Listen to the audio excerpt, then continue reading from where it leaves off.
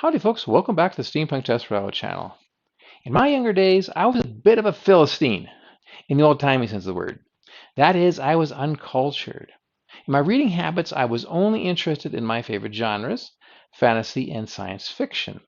Occasionally I would read some ancient work of nonfiction, but very little of the literature. There's nothing wrong with that. Everybody's got their interests, and we all have a limited time to read. When I began getting serious about writing, however, I realized that that wasn't good enough. If you're going to write seriously and be good at it, reading the classics is essential. There are many good reasons for that.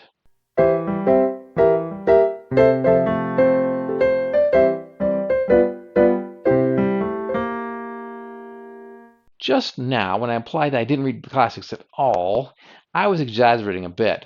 Once in a while, I would do it as kind of a personal challenge. For example, in high school, I actually read Don Quixote without it being assigned. And I must admit, I didn't appreciate it the first time through. It wasn't so much a lack of culture as a lack of patience, because older fiction often moves more slowly, and a lack of time. For most people, great literature is not a priority. And when you have many different interests, it's hard to make time for reading what you like and what you think you should. Technology has changed that. Nowadays, with audiobooks, you can be listening to a good story while doing chores or walking the dog or commuting to work or whatever.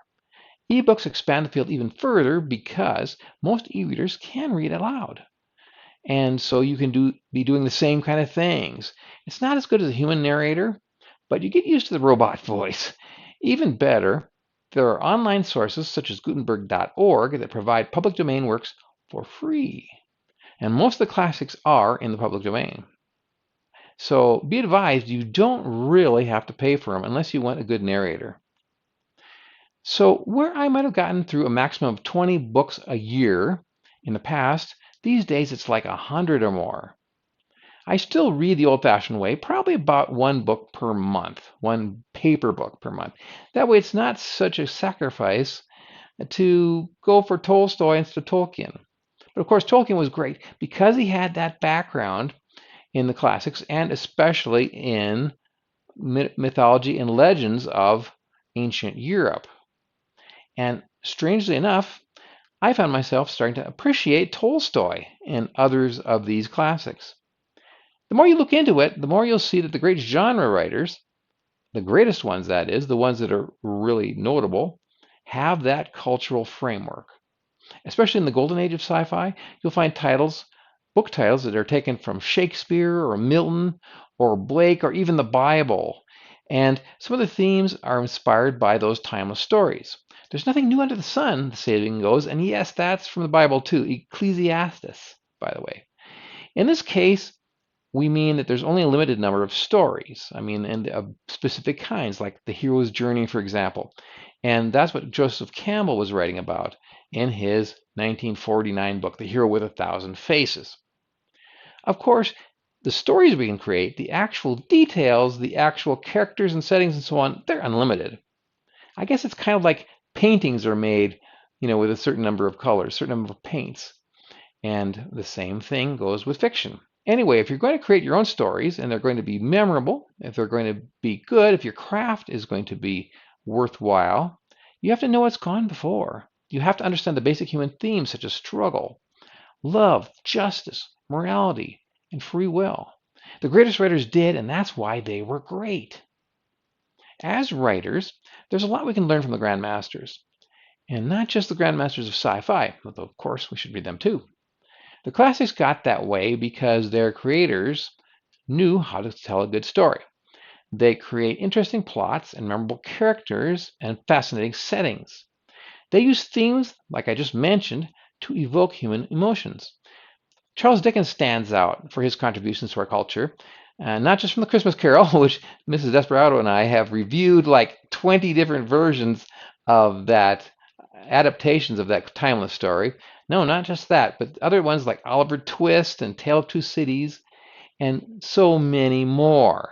I literally wept at some of the scenes. I was thinking of those two books in particular, but he was a fantastic writer, albeit perhaps a little wordy for modern tastes, but he was one of the few that was able to make a living on it And back then in the day when intellectual property was not that well guarded. And so hats off to him. I think it was kind of a superpower to be able to evoke emotions the way that Dickens or some of these other great writers can. At times, we can also learn what doesn't work so well. And I'm going to use another classic as an example, Moby Dick. Now, Herman Melville's story is amazing. It is mythic.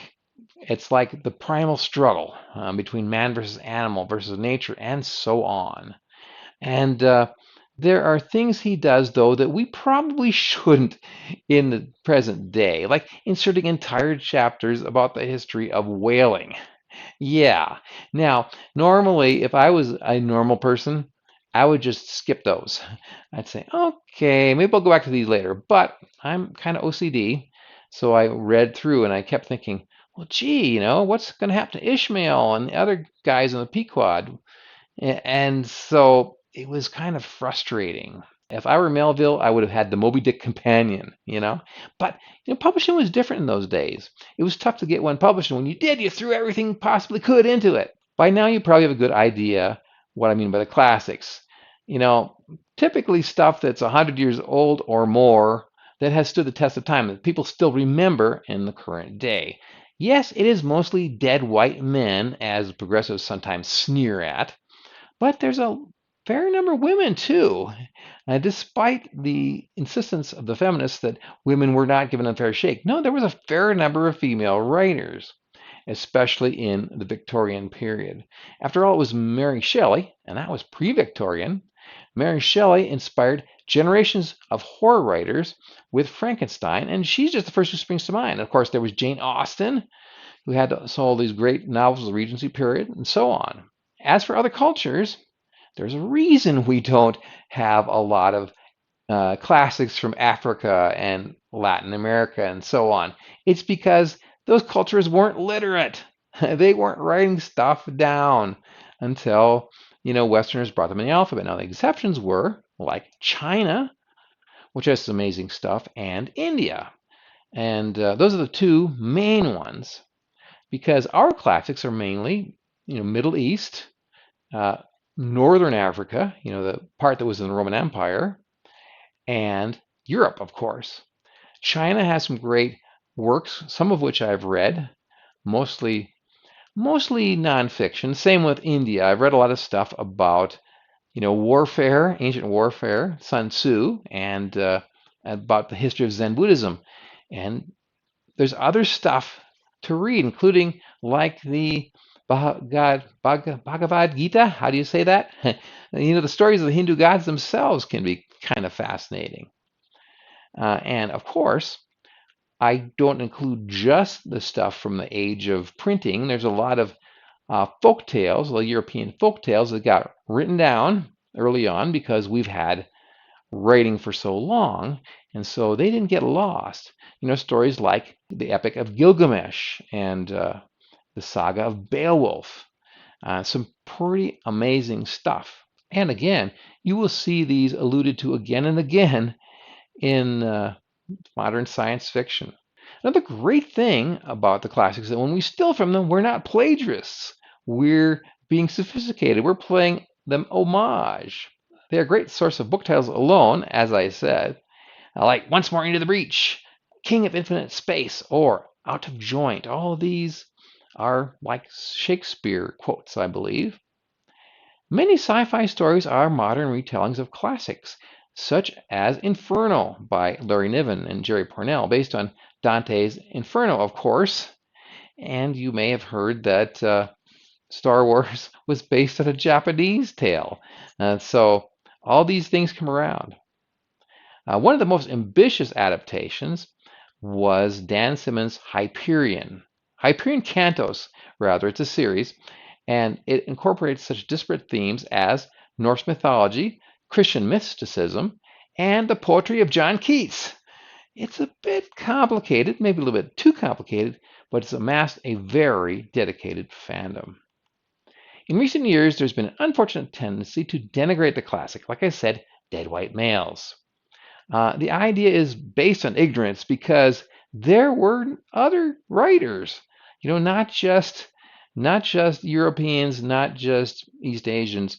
For example, Alexander Dumas, who wrote The Three Musketeers, he was mixed race. He was part African. Same thing with Russian poet Alexander Pushkin. Then there's an unfortunate tendency to want to clean up the old stuff as to not offend modern lily-livered audiences. From Mark Twain's Huckleberry Finn to Shakespeare's Merchant of Venice to Gone with the Wind, all of those. To those who are so easily put off, I say, grow up, put on your big boy or big girl panties, and realize that this is part of our heritage. This is how we got to be where we are. Now, all people make mistakes. All nations, all cultures make mistakes, obviously, And we talk about the history of slavery and so on. Well, that existed in pretty much every culture. And it was way worse in some others. As Santayana said, that famous, overly used quote, those who cannot remember the past are doomed to repeat it. Even at this moment, we may have certain atrocities happening. I'm not going to get into it, but we should be aware of that. And meanwhile, we have a host of Madame Defarge types who sit around, scoffing and knitting at the people who are being victimized, the people who are being thrown to the wolves for their lack of ideological purity. And that's not right either. One observation I have to make, as I've delved into older works and different literary forms, I've found that I've developed a lot more patience and a considerable appreciation for the genius behind these works. It can be humbling, but also inspiring to consider the threads that connect us across thousands of years of history to previous generations. Plus, it allows us as writers to better appreciate works in our own genres, to understand, oh, that's why that works. As I've said so many times, they often reference those classic themes. And if you don't know them, it all goes whoosh right over your head. I feel very strongly about this topic, so it's difficult for me to get into specifics without going on forever. I would probably revisit this theme, for example, Shakespeare in sci-fi. That would be a very, very interesting segue, or the Bible in sci-fi, for example. Classic literature does more than just teach us about these themes. It connects us to our culture and many centuries of our history. It helps us to improve our craft. And especially in steampunk, we absolutely need to know history. Otherwise, our work is just garbage. You're just putting a bunch of gears and goggles and stuff, and you don't understand what the Victorian era was all about. So, of course, there's the classic sci-fi writers, Wells and Verne, and so on, that you must read as well. This has been my show on why science fiction writers must read the classics. I know I've given you a lot of assignments here. It's a little daunting, but if you just get started, eventually, as I said, you'll get to like it. Please like and subscribe and click for notifications. Please also check out my works on Amazon. I have a new work out this year, but I also have some classic stuff, like with Mrs. Desperado. I have 2 books in the series of the Ione D steampunk mysteries, and she is a heroic female character, and I'm working, as we speak, I'm working on the 3rd, and I even have the 4th partially written. So if you get those books now, you'll get to jump on the rest of the series. For now, this is Steampunk Desperado saying adios amigos from the Steampunk Desperado channel, where the past meets the future and the present is extraordinary.